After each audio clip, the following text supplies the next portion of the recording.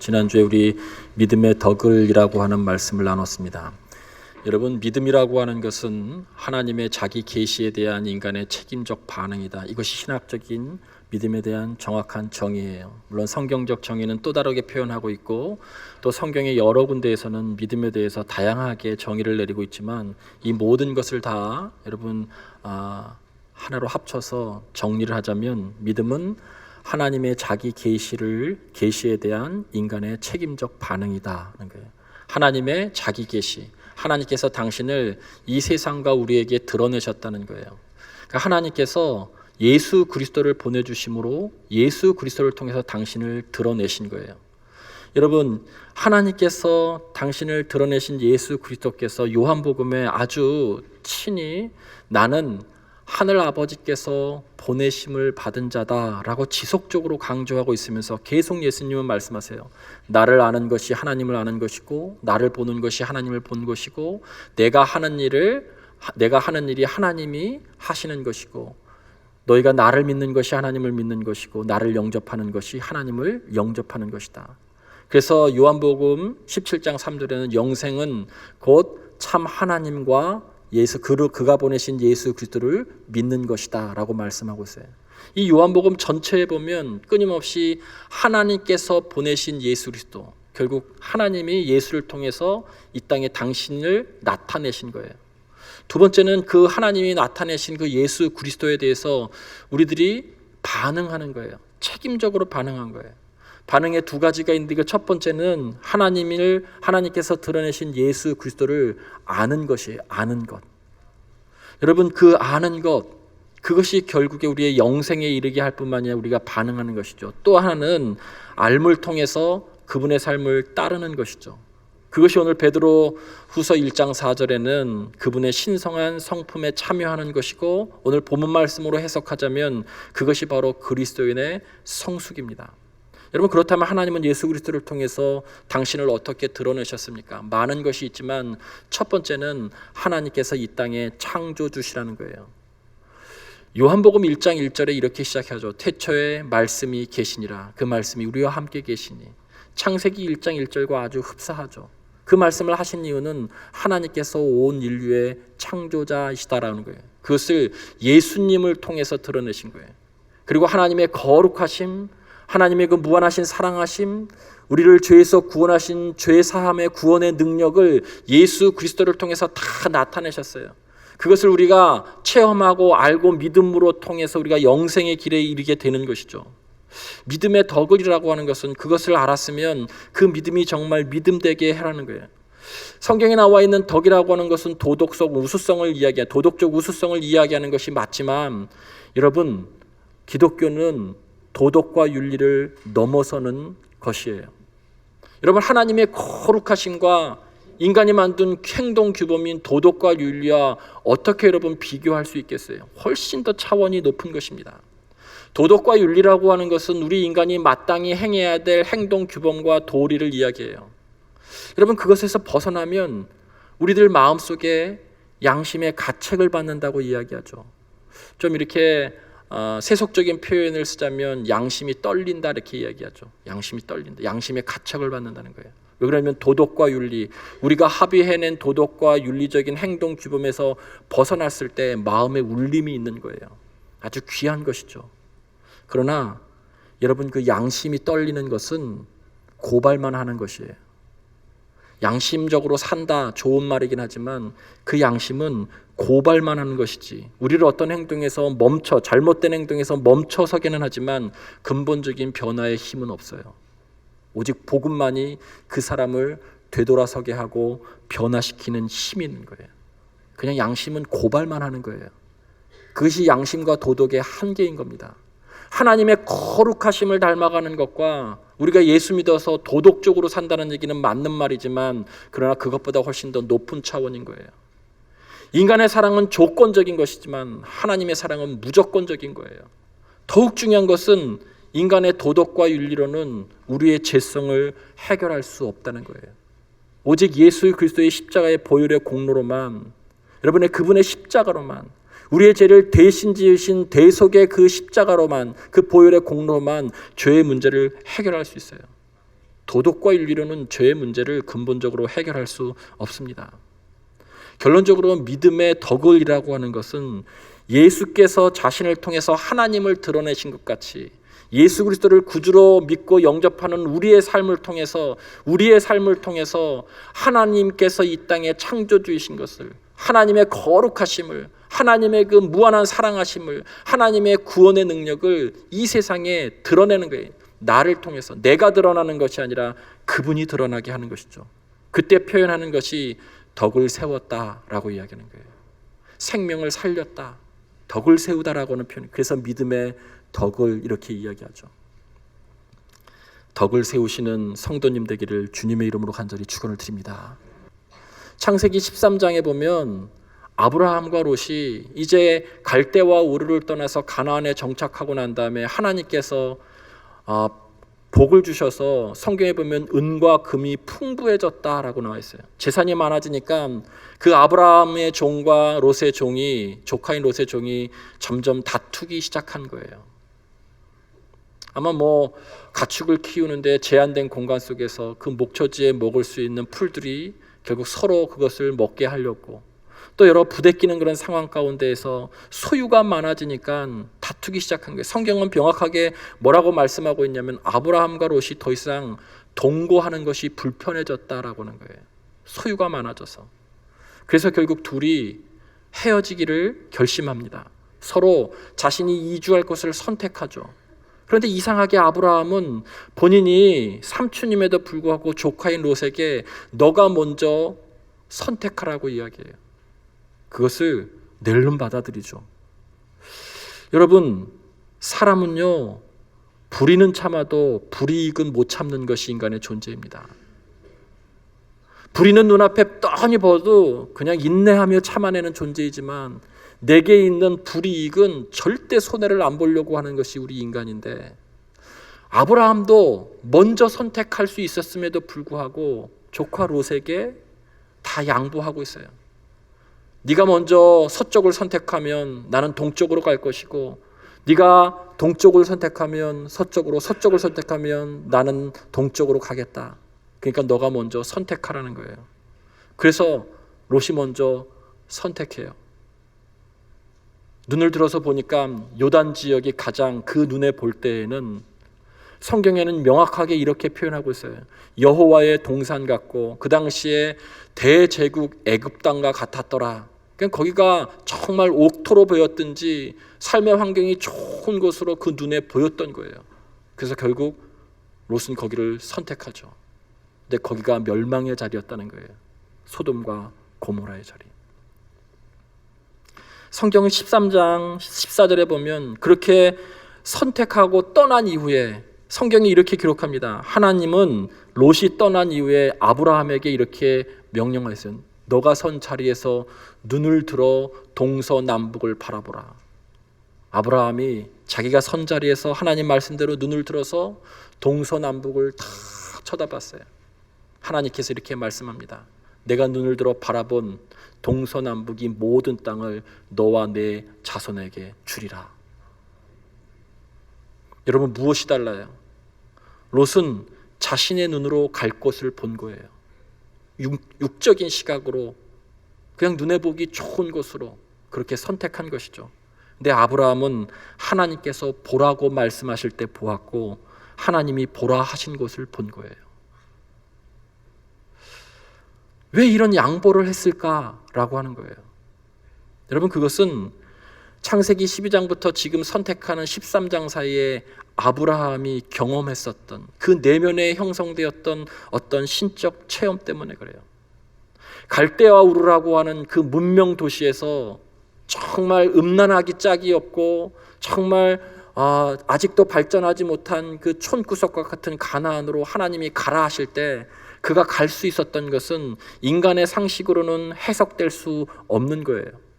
그런데 하나님의 그 명령 앞에, 하나님의 그 신비스러운 음성 앞에 거스를 수가 없었던 거예요.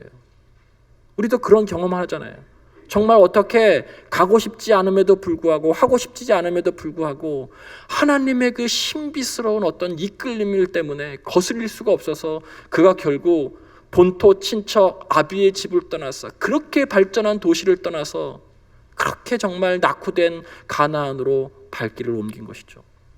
가다가 중간에 하란에 오래도록 머물다가 아버지 데라가 죽은 것을 보았어요. 깜짝 놀라서 그가 다시 가나안 약속의 땅으로 갑니다. 창세기 12장 5절에 한 문장이 정말 중요한 문장이에요. 마침내 아브라함이 가나안에 들어갔더라 이렇게 나와 있어요. 거기 중요한 표현이 마침내라고 하는 게 마침내. 이 마침내 안에 담겨져 있는 것은 하나님께서 갈대아 우르에서 이 가나안 땅으로 마침내 이끌어 드릴 때는 하나님께서 주도적으로 아브라함을 이끌어내셔서 여러 우여곡절 끝에 여기까지 있게 하셨다는 거예요. 주도권이 아브라함에게 있는 것이 아니라 주도권이 하나님에게 있는 것을 표현하는 것이 뭐냐면 마침내라는 거예요. 하나님께서 그냥 이끌고 여기까지 오셨다는 거예요. 도착하자마자 애굽에 기근이 왔어요. 그래서 애굽으로 내려갔는데 자신의 아내를 누이라고 속여서 바로와 그의 궁정 안에 들어가게 됐는데 하나님께서 그 바로와 그 궁정에 큰 재앙을 내리셔서 깜짝 놀란 이 바로가 오히려 아브라함과 사라를 내보내면서 많은 소유를 주어서 내보내요. 여러분, 이 갈대아 우르를 떠나면서 지금 이 여기까지 온, 선택하지 온, 그래서 많은 풍부한 금과 은이 있기까지 그가 경험했었던 것은 하나님에 대한 체험이에요. 아, 하나님은 살아계시구나. 내 삶을 이끌고 주도하시는 분은 내가 아니고 하나님이시구나. 내가 무엇을 먼저 선택한다고 해도 그것이 꼭 좋은 것은 아니구나. 하나님이 가라고 하셔야, 하나님이 보라고 하시는 그것을 보고 가야 결국 그것이 가장 풍성한 곳이구나. 그의 일련의 삶의 과정 가운데 내면에 그가 자리 잡은 것이 있어요. 그것이 믿음이라고 하면 믿음이 자라난 것이고, 그것이 본인이 하나님에 대한 신적 체험, 이끄심이면 이끄심인 거예요. 여러분, 그것으로 이제 그는 조금씩 세상을 판단하기 시작해요. 그 자신의 내면 안에 형성된 하나님에 대한 체험으로 세상의 옳고 그름과 선과 악과 선택할 것과 선택하지 말 것과 할 것과 하지 말아야 할 것을 구별하기 시작하죠. 분별력이 생기기 시작하는 거예요. 무엇 때문에 가능했냐면 하나님 체험 때문에 가능한 거예요. 그것을 히브리어로는 다하트, 지식이라고 그래요. 성경에서 이야기하고 있는 이 지식은 바로 다른 것이 아니라 하나님을 체험한 지식이에요. 체험의 지식이에요. 여러분, 우리 인생 삶의 가운데서 젊은 사람들이 인생을 한 토막 안에서, 한 구간 안에서 승부를 내야 된다고 생각해요. 그 짧은 한 토막에서 승부를 내서 평생을 잘 살아보려고 하죠. 속된 표현으로 한 방에 해결하고 길게 가려고 그렇게 한다는 것이죠. 그러나 여러분, 인생은 그렇게 만만한 것도 아니고, 여러분, 세월이 지나다 보면 성숙한 어른들은 그 세월 속에서 내가 겪고 싶지 않았던 것도 겪게 되고, 내가 원치 않았던 일도 하게 되면서 결국에 다 되돌아보니까 그 과정 가운데 변화된 나를 발견하게 되는 것이죠. 그러면서 우리 안에 어떤 관점이 생기는 거예요. 인생을 바라보는 관점. 아, 인생이라고 하는 것은 어떤 한순간에 무엇을 잘했다라고 해서 되는 것이 아니구나. 길게 바라보고 넓게 바라보죠. 여러분, 그렇게 새로운 관점이 생기는 것을 성숙했다라고 이야기하죠. 무엇 때문에 그래요? 경험 때문에 그렇습니다. 여러분, 우리가 베드로 후서 오늘 1장에 나와 있는 믿음의 덕의 지식을이라고 하는 이 지식도 다른 것이 아니에요. 하나님에 대한 깨달음, 하나님에 대한 경험, 체험을 이야기하고 있는 거예요. 근데 오늘날 우리가 그 하나님을 어떻게 알 수 있습니까? 성경을 통해서 알 수 있어요. 성경을 우리가 흔히 정경이라고 이야기할 때는 캐논이라고 하는 그러한 말을 씁니다. 여러분, 척도라고 하는 뜻이 캐논이에요. 자라고 하는 뜻도 있고 기준이라는 거예요. 그리스도인이라면 성경이 우리 삶의 모든 것의 선택의 기준, 행동의 기준이 될 때 그가 진짜 그리스도인 거예요. 이 척도에서 벗어나는 것은 하나님이 원치 않은 것이기 때문에 그것이 어떠한 것이든지 다 잘라내야 되는 거예요. 그 기준에서 벗어나는 것, 그것이 하나님이 원하시는 것이죠. 말씀이 그리스도인의 삶의 기준이 되어야 되는 거예요. 그것이 성숙한 삶이에요. 그런데 믿음을 가졌어도 덕을 세우지 못하는 경우가 얼마나 많습니까? 유명한 심리학자가 이런 얘기를 했어요. 밖을 보는 자는 꿈을 꾸지만 안을 들여다보는 자는 깨어나게 될 것이다. 모든 인간은 우리 안에 숨기고 있는 것이 있죠. 우리의 실수, 실패, 죄성, 음흉함, 음란함한 각종 더러운 것을 우리들이 다 숨기고 있어요.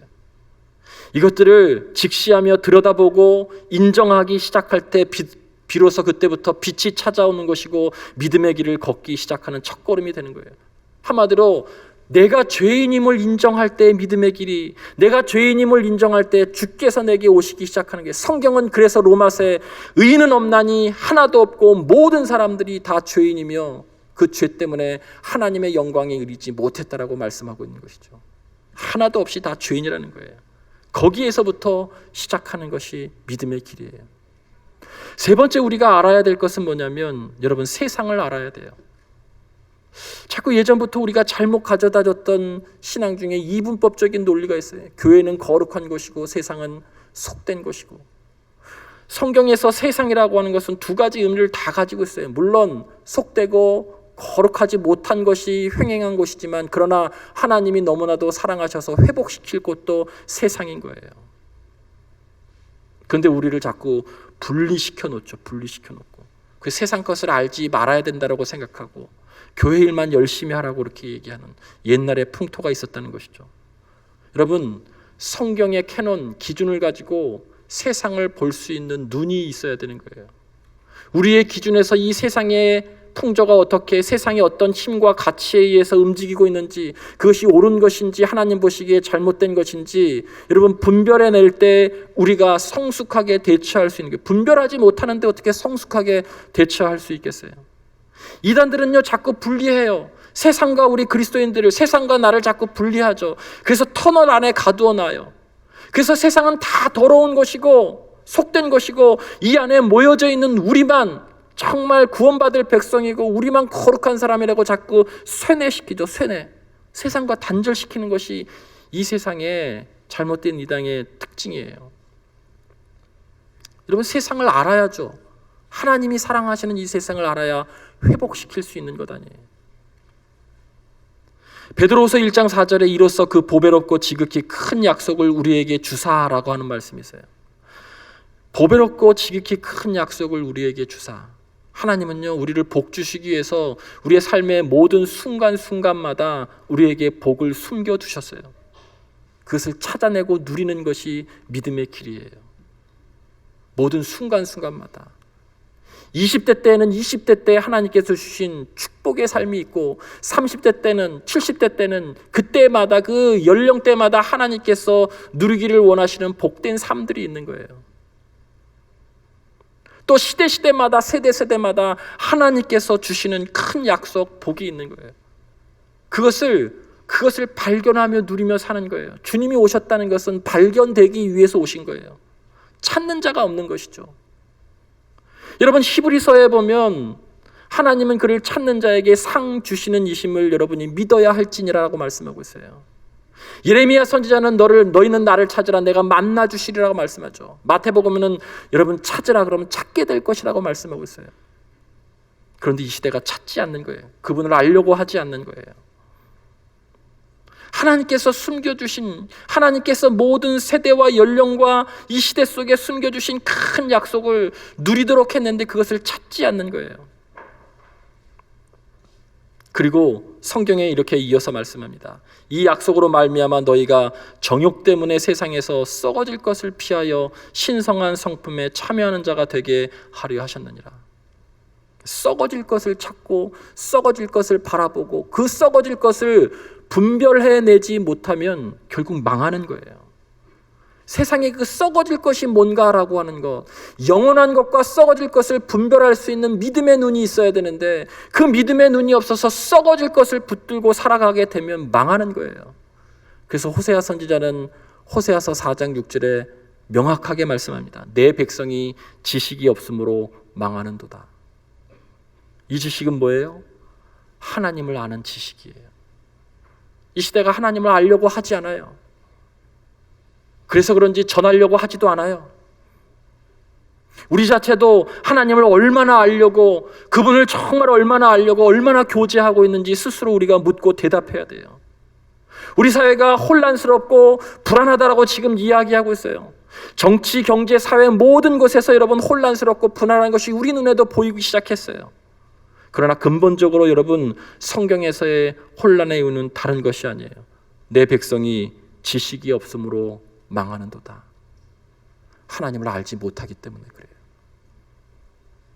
다른 이유가 아닙니다. 위정자가 하나님을 알지 못해서 이 나라가 혼란스러운 거예요.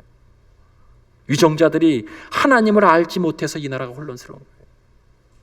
부모가 하나님을 알지 못하고 찾지 않기 때문에 가정이 불안하고 혼란스러운 거예요. 그리스도인들이 하나님을 알지 못하고 그분과 깊은 교제의 자리에 나아가지 못하기 때문에 교회와 사회가 혼란스러운 거예요. 그래서 인간의 제일의 의무는 하나님을 아는 것, 하나님을 찾는 것이에요. 우리가 그리스도인이라고 한다면 우리의 제1의 의무는 다른 것이 아니고 하나님을 아는 것, 하나님을 구하는 것, 하나님을 찾는 것이에요. 반대로 인간의 가장 큰 죄악은 하나님을 알려고 하지 않는 것이에요. 여러분, 그리스도인으로서 하나님을 얼마나 우리가 알려고 노력하고 있습니까? 아브라함은 점점 하나님을 알아가기 시작했어요. 체험적인 신앙 속에. 그래서 이삭을 바치면서 맨 마지막에, 그 알아감의 마지막에 믿음의 조상이라고 그렇게 하나님께서 일컬어 주시죠. 아브라함이 하나님의 눈으로 이 세상을 보기 시작했고 분별하기 시작했던 거예요. 하나님을 알았기 때문에. 우리도 여러분 하나님을 알기 시작하면 세상을 올바로 분별할 수 있는 능력이 생겨요. 올바로 보고 판단할 때 올바른 선택도 하고 올바른 행동도 할 수 있는 거예요. 로마서 12장 2절에 그래서 너희는 이 세대를 본받지 말고 오직 마음을 새롭게 함으로 변화를 받아 하나님의 선하시고 기뻐하시고 온전한 뜻이 무엇인지 분별하도록 하라라고 말씀하죠. 하나님의 온전한 뜻이 무엇인지 분별하도록 하라. 무엇으로 가능해요? 성경으로. 이 세대가 어떤 가치에 의해서 움직이고 있는지, 이 세상이 지금 어떤 이슈 때문에 골머리를 앓고 있는지 외면할 것이 아니라 캐논 하나님의 성경으로 이 세상을 하나님의 관점으로 바라보고 무엇이 맞는지 틀린지 옳은 선택과 옳은 행동을 할 수 있는 그리스도인이 성숙한 그리스도인이라는 거예요. 우리를 인도해 주십시오. 하나님 나를 이끌어 주십시오. 이 얘기는요, 하나님 온전한 뜻을 분별해 달라는 거예요. 말씀과 기도 외에는 방법이 없는 거예요. 오늘 여러분에게 말씀을 마치면서 다 같이 한 성경 구절을 여러분 붙들길 원하고 기도하길 원하면서 이 성경을 함께 합독하길 원합니다. 본문 말씀 앞에 있는 베드로 후서 1장 2절 말씀이에요. 성경이 있으신 분들은 다 함께 찾아보세요. 베드로 후서 1장 2절 말씀이에요.